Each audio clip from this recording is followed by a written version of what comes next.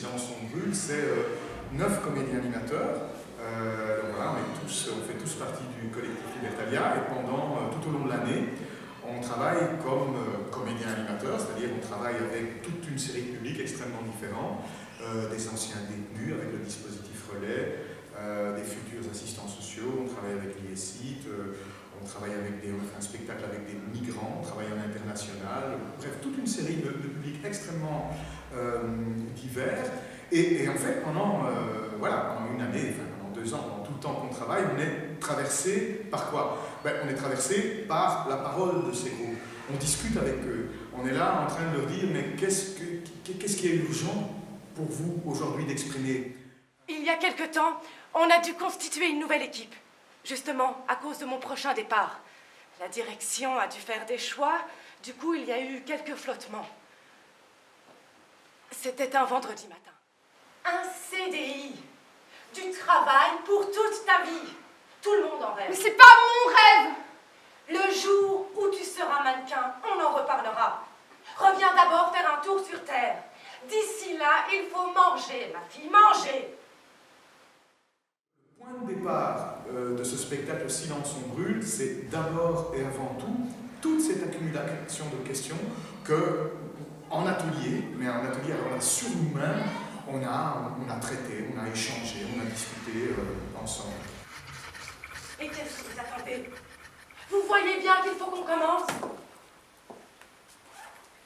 Quant à toi, Flo, viens ici.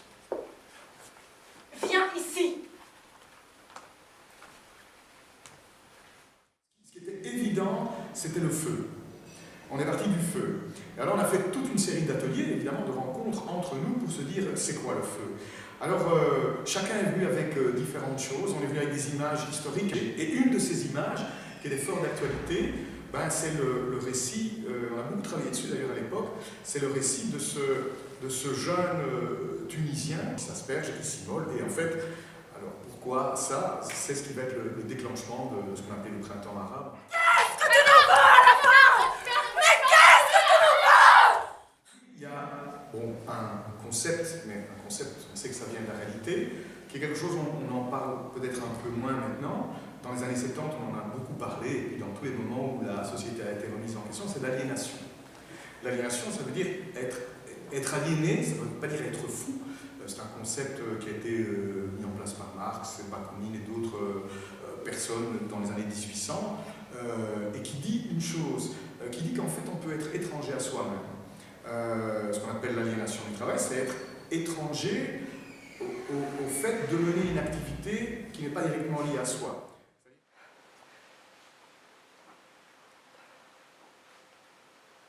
Je ne sais pas s'il vous arrive encore, parfois, de lever le nez au ciel et d'apercevoir tout là-haut un vol d'oiseaux. C'est un migrant. Un quoi? Un réfugié. Un émigré. Un étranger, quoi. Ouh! Un terroriste! On voulait parler du migrant, mais on n'avait pas envie de parler du migrant comme si c'était quelque chose d'extérieur, quelqu'un qui vient d'autre part et qui ne serait pas nous. Corps.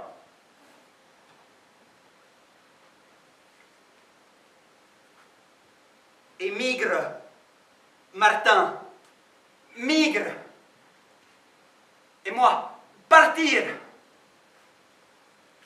Il n'y a pas uniquement la question du migrant, il y a comment son étrangeté rencontre la mienne. Et dans cette empathie, peut-être mieux réfléchir sur ce que c'est un migrant, que lui, c'est moi, et moi, c'est lui.